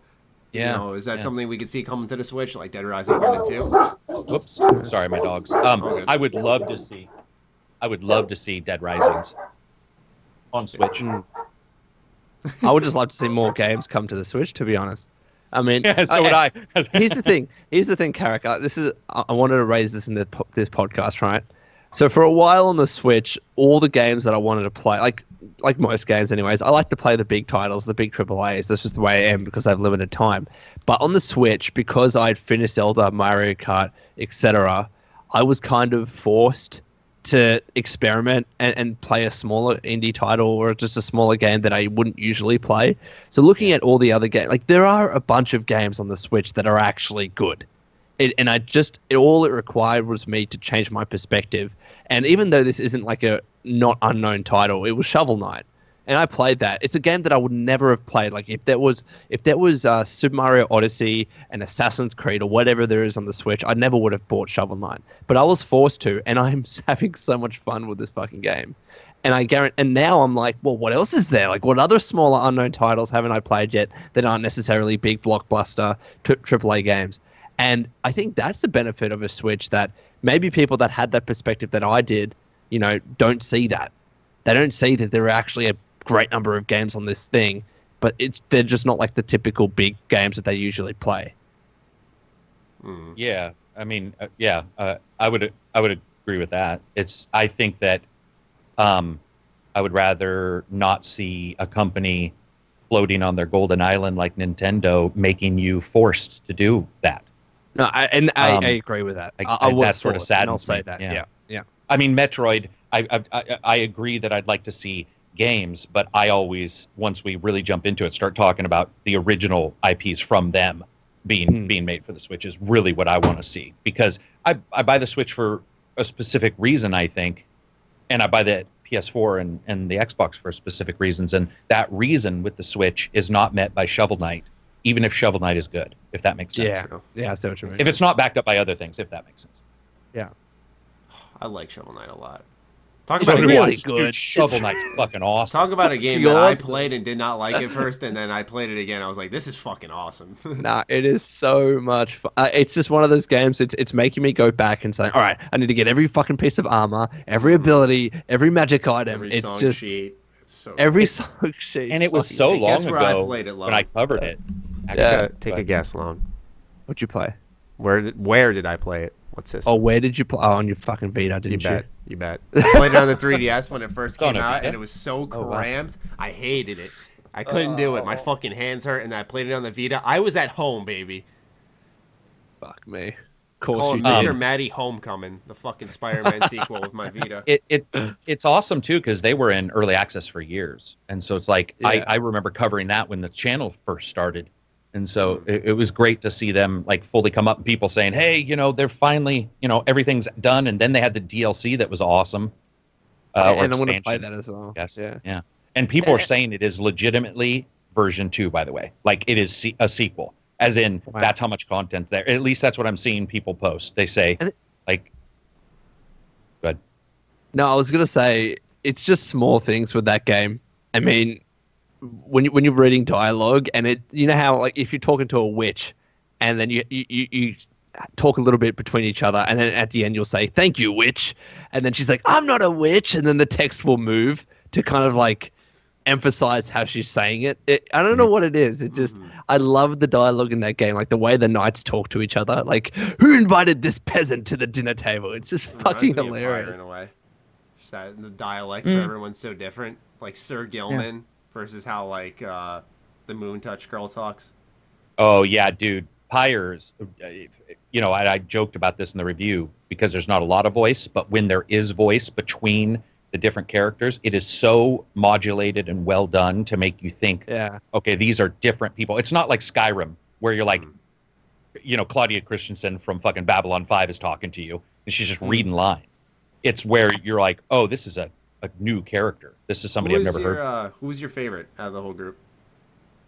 I honestly, I got rid of him.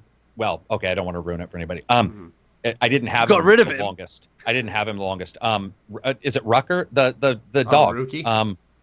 Dude, it was like a fucking verbalized English-speaking Shaggy Doo that was pissy all the time, and the interactions with the NPC group that you have, the one particular NPC group that are dogs as well, I fucking loved that character. And I made a mistake at the end where you can do particular things and then change sort of your staff, the people, and he was out of the team, and I was like, are you fucking shitting me? He's my favorite. And then I got rid of the chick right away. I hated the demon girl. What? I love Joe Dario. Oh, no, impossible. Long. Impossible. You couldn't have liked her. I swear. What do you think of this game generally? Like, is it being reviewed well? Yeah, it's being reviewed well, and it's a good game. Yeah, it's we talk about, now that we're talking about it a little bit, I should highlight to those listening that we always talk about choice and consequence in games, and Pyre absolutely does that a lot. And 85 on Metacritic, by the way. Here's the thing, Matty. Also, it has probably the best. This is very rare in games. I can think of Viking for the 360 and maybe 2 or 3 other games that do this, where mid-game you think is end game, and it's actually start of game. Yes. And you're all, what the? Yeah. And when Pyre was like, oh, dude. And you're just like, no way. And they're like, Transformers, if you know what I mean. If you played the game, you know what I mean. You're like, this is the fucking greatest thing that's ever fucking happened. I mean, yeah. Holy shit, dude. Oh, dude. So great. I mean, and come on. No one would have sold that to us. If you and I had been walking at E3 together and somebody said, hey, here's a game that isn't by Transistor devs. Here's a game that's, dodgeball, football, fucking throw yourself in a fire kind of game, all mixed in one, and you're like, what? Yeah. I mean, it doesn't even sound What's amazing is, I don't know how they pitched this idea, because anytime I've had 3 different people, hey, what are you doing? Playing Pyre. What is that? And I'm like, I don't know how to describe it, because it's like a choose your own adventure. It's got some RPG elements. It's kind of got like elements from Moon Hunter, where where you pick, you get hope or you get glory or something like that. But, then it's got awesome music, and it's a sports game. It's like, I don't know. I always tell people, I'm like, look, it's so many things at once. I just go look up gameplay. It's the best way to understand what this is. I mean, that's what I love about Supergiant, dude. They spin the wheel so much.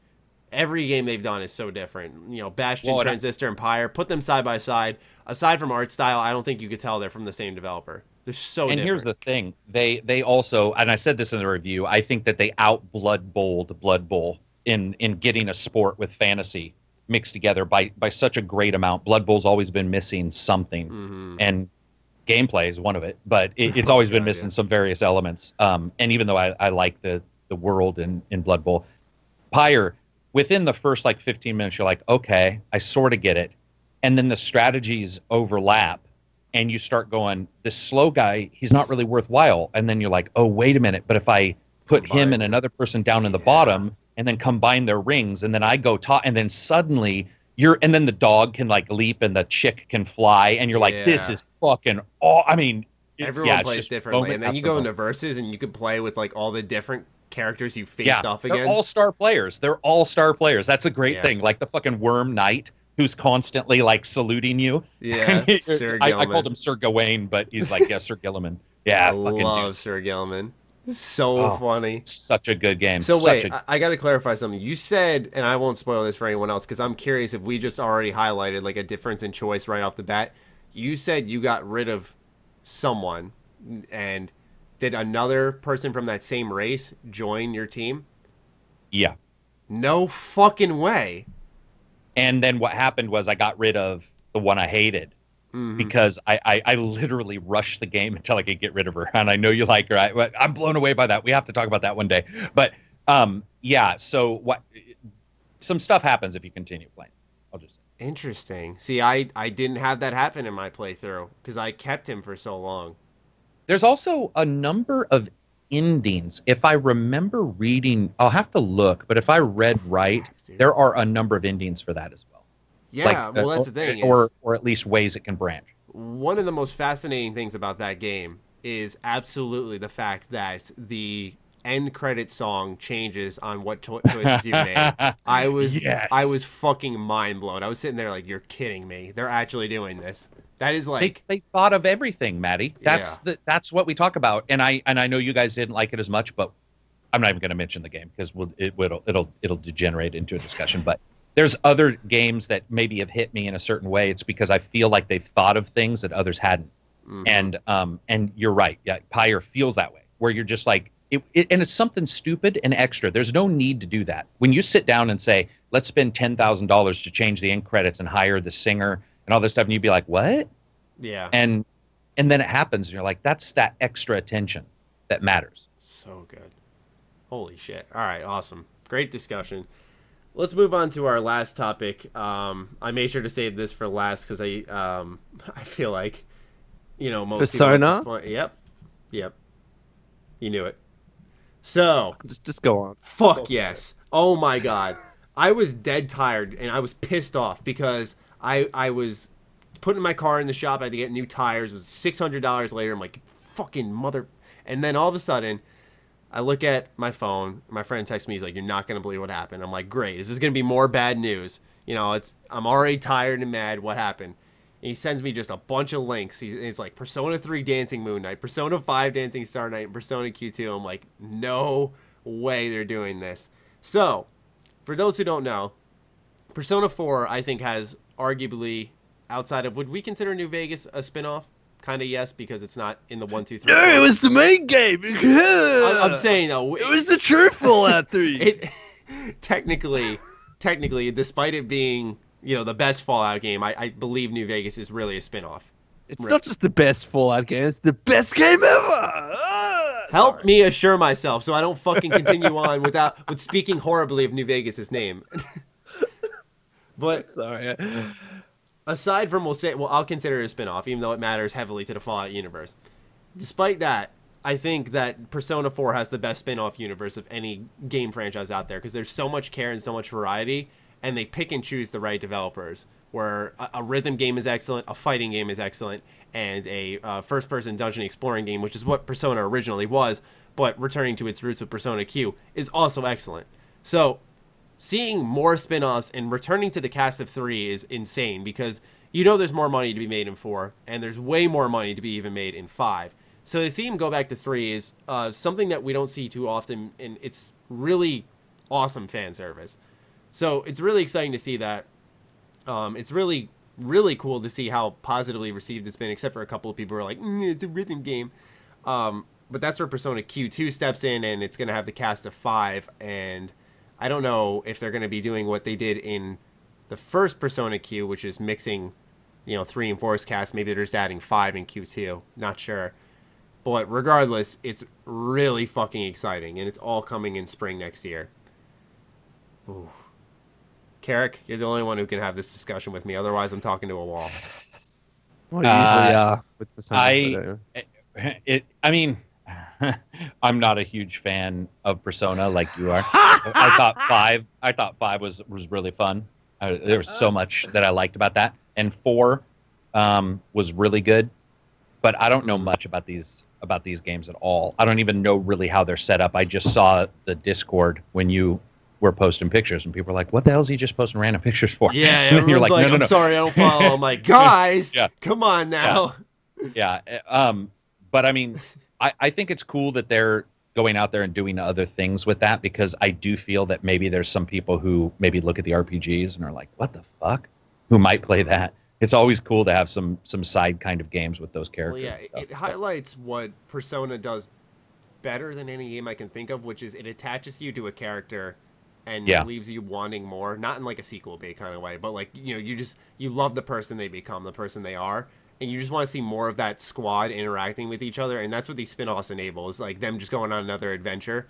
And that's what's so special about these spin-offs, is Persona nails fucking nails friendship. I don't think a single game out there does friendship better than Persona. Just that feeling of like camaraderie and like you look at that group of friends interacting, you're like, you think of your own group of friends and how you talk with them and stuff, and just I'm so excited to see more Persona. That's all. It's coming so much sooner than I expected. It's only a year. That actually was what surprised me the most out of the entire thing, was the time. Yeah, I mean, we have to consider Japan. I guess they've had Persona 5 since last fall, I think. Oh, true. So for us, we've only had Persona 5 for 4 months, and now we're already getting more next spring. But for them, they've had it, and they're ready for more. So, like, the timing's perfect for them. But for us, it's like, hell yeah, we're already getting more. One of the few times that... Lame. What? Sorry. I didn't say anything, bro. Lame. Disgusting. Fucking gross. Yeah. Anyway, I'll wrap up my Persona section there. That's all we have, though, for this week. Oh, no. Oh, no. Oh, no. Oh, Oh, no. no. We have more. Okay. 2 things. First, you dirty, rotten sons of bitches, both of you. You go off and you continue a conversation without me, so I can't get in my part. So I'm going to do that right now. You guys had your video about what Infinite or where BioShock Infinite should go next. Okay. You guys did another video. You sons of bitches. I saw it and I was like, oh, those bastards. They got to actually think about it and everything. So here's mine. Here's mine. Here's mine. All right.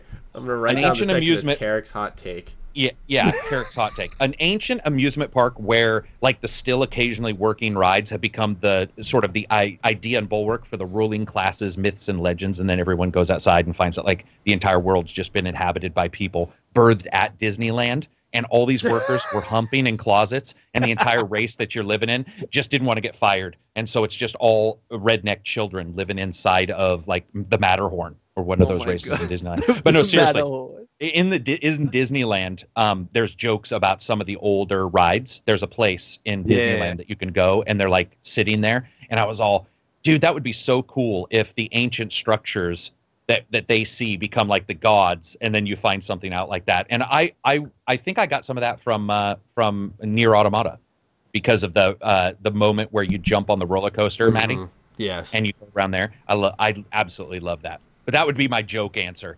And then I gotta say this: I've been going through the comments of Maddie's videos, and there's one particular person who cracks me up every time. So I have to do like a comment or shout out, and it was Todd Hitler, who's got the picture. Todd Hitler. Todd, what's his name? What the fuck's his real last name? Howard. Now I keep calling him Hitler. Thank you. And he says, this is the greatest thing ever. We were talking about games. We were talking about the releases, and he says, I agree. We here at Bethesda believe in releasing a game every year, and that game is Skyrim. And I fucking was sitting there, and I was reading through, and it's weird. Sometimes you read the podcast, and you're like, do people like anything? Because most of the time they're just negative. Like, so many people are like fighting over stuff. I'm sitting there reading them, going like, God damn, a lot of people aren't even talking about this or that. And then I see him. And I have read that, and he's got the little fake Hitler mustache, if you look close at the avatar. And I'm like, who is this guy? Because you're thinking, when you see that name, you're thinking it'll be a certain thing. And instead, he has been legitimately a source of humor for me in the comments for a while. But that one was delicious. I mean, the way he wrote it out was like a PR press advance. And it was just like, and I firmly believe. Him and Kurt Roundstone have been on my channel for so fucking long now. It's like, I'm just gradually building this legion of amazing commenters, and I love it. It's so funny.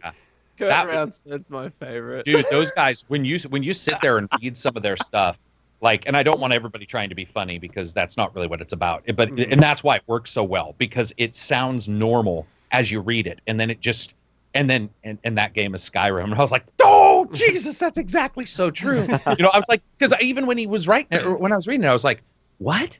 Like, what's he taught? Because they don't release anything other than, and right when I was thinking that, I got to the word Skyrim, and I was like, oh. Yeah, my goal is to get Todd Howard in a room, sit him down, and read those comments for him. Oh my God, that would be delicious. Todd Howard reads Todd Hitler's comments.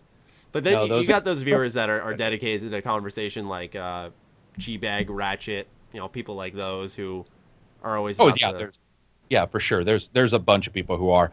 It was just that particular podcast at that time. For whatever reason, I can't even remember. People were like, meh, meh, meh, meh, meh. And I was like, God, what the hell? And then I got to his, and I was like, holy shit!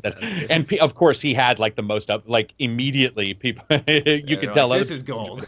This is gold. Yeah, that was so great. So anyway, shout out to Mr. Todd Hitler. That was great. Todd Hitler. That's right. Should that be our hashtag? No. Oh my God. I'm just pitching the idea. All right, so then our hashtag will be. I had a good one earlier, like 20 minutes ago, and it's already left my fucking head. I said something. I was like, "Ooh, that'd be a good one," but I was like, "It's too early. The show isn't done yet." I think it was when we were talking about Pyre. I want to say. Fuck. Who knows? Right. Who knows? We're talking about horror games too. Maybe we'll just do a hashtag Karak's hot take. Yeah. Karak's hot take. Yeah, Karak's hot take. Karak was left out again. Fuckers. Again? Okay, it was the first time. Yeah. I was gonna say, hold on now. Damn. I mean, we could always do that again. That video's doing well. No, that video's doing well. And actually, is it doing well? Yeah, it is. And the only reason, just so you know, the only reason I even saw it was because I had not had Lone belled in the YouTube subscription. And so I belled him, so everything he uploaded I'd see. And that was the very first video, and I was like, oh, he cut up our conversation. I see. Like, he cut up our conversation. Why the fuck? No, that doesn't sound like, who the fuck? And then you guys were like, yeah, we talked about this, but we're going to talk about it more. And I was like, you dirty sons of bitches. No, I'm just joking. That's a great conversation. It's a great, like, that's one of the ones I think you can have that conversation and have it be interesting, is the Bioshock. Yeah. So it's like one of the very few you can do that for. You can tell though, Borderlands is definitely that next big, it is, like YouTube game. Like the fact that a Borderlands 3, everything we know so far that I uploaded was my first like real Borderlands 3 video. That like I was like, all right, I'm kind of like taking the dive, hit 130K already. Like I think that and like Lone's real big success with it. Like I think it just speaks volumes to for sure. Where it's trending and how much people are starting to want it. I'm getting to so my everything we know, and you know, bearing in mind that I'm a small channel, also got over 100,000. Yeah. So yeah, it's doing stupidly well. Yeah, we're just gonna fucking run it into ground, Lone. We're not real fans. We're just capitalizing on Borderlands 3. I loved it when you started doing Borderlands 3 videos and people were like, copy alone. You copy alone. You've never done Borderlands before. I'm like, this motherfucker was uploading Borderlands videos 4 years ago. Where were you then? Yeah, I was like, come on, stick with me. Yeah, just literally type in MrMattyPlays Borderlands and you'll have your answer. Yeah, not that I was a hardcore uploader, but like, yeah, I was like, yeah, we're taking the dive here. Yeah. I'm excited though, because like when you play it through a second time, third time, fourth time through, and you start listening to some of like the lore and stuff for the universe, it's really interesting. It's different. No, it is definitely. So I'm really looking forward to it. I hope it's a smash success. They need it after Battleborn. Yeah, they're counting on it too. You know they are. I think it will be. You can already tell the interest is there. You know, it's just the right time. And it's going to be coming after Destiny, which, you know, you made a video about the comparisons. I was thinking about making a video on it because anytime I talk about Destiny and then bring up Borderlands, people were like, this is the same thing. I'm like, dude, this is like the same people who tried telling me that Overwatch and Battleborn were the same thing. No, they're fucking not. And so different. And the second you play them, you know they're different. You know, I think you can make more of a case for Destiny and Borderlands, but still, like, when you really take a look at it, like, every enemy in Borderlands drops a gun or something. And then in Destiny, it's like at the end of a mission, you get a gun. It's like, it's so different. They're completely different games. I don't get the comparison. Like, just because they're shooters and shoot and loot and whatever, like, they're the exact same thing. So is Fallout 4. It's just, you know, you could say Fallout 4 is a direct competitor to fucking Destiny in that way. Yeah. No, I agree. I'm on your side with that. I'm glad I just got that Lone Army. The hashtag Lone Army. Shit game went by. Oh, Kurt. Kurt Roundstone. All right, that will do it. Unless Karak's got more hold up. I got one more thing. Negative. Negative. We're good. We're good? All right, good shit. So then that will wrap up episode 119 of the H.A.M Radio Podcast. Thank you, everyone, for tuning into this lovely episode. Thank you, Lone and Karak, for such an exciting, intriguing discussion as per usual. Thank you. And any closing words as Karak cracks open a cold one? Did you actually just crack open a beer, Karak? No, I don't. I don't drink alcohol at all. It was a Mountain Dew of all things. Assumed. Old man piss. a big can of frozen old man piss. Most people don't like Mountain Dew at all, but it's got the caffeine I need. I like Mountain Dew. I love it. Yeah, fuck. Yeah, I love try Mountain to stay Dew. away from soda. I've been. Oh, do you? Actually, I broke my streak a couple weeks ago, but I was like 3 months clean of soda. So. So I gotta say this. Oh, go ahead. No, I was just gonna quickly ask you, Matty. Did you have dumplings? No. Fuck. Idiot. No. My day was so off for some reason. Now I know why. Sorry, Karak, what were you saying? I've no clue what that is. I was just laughing because I know a lot of people who are like, yeah, I'm doing this, I'm doing that, I'm cutting this and I'm cutting out, and I'm just like, motherfuckers, I'm drinking all of yours then. So for every person I know who says they're cutting something out, I'm taking it in. So if Maddie says I'm cutting Mountain Dew, I'm like, I'll have 3 of yours then. I'm partially blaming. I say this jokingly. I partially blame my brother because he's so health conscious, and it made me become health conscious. Where like every fucking day in high school, every day I'd sit down and have a soda. Every day. It was I am so lucky I did not fucking gain weight, and like I got into shape and like started exercising and stuff. I'm so lucky because like it could have been so fucking bad.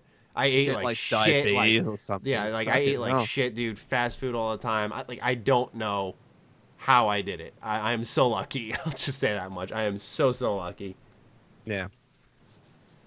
Anyways. Yeah. All right. Any closing words? Those are the closing words. I guess so. All right. Well, thank you guys for listening to us ramble here at the end, and we'll catch you next week. Peace out.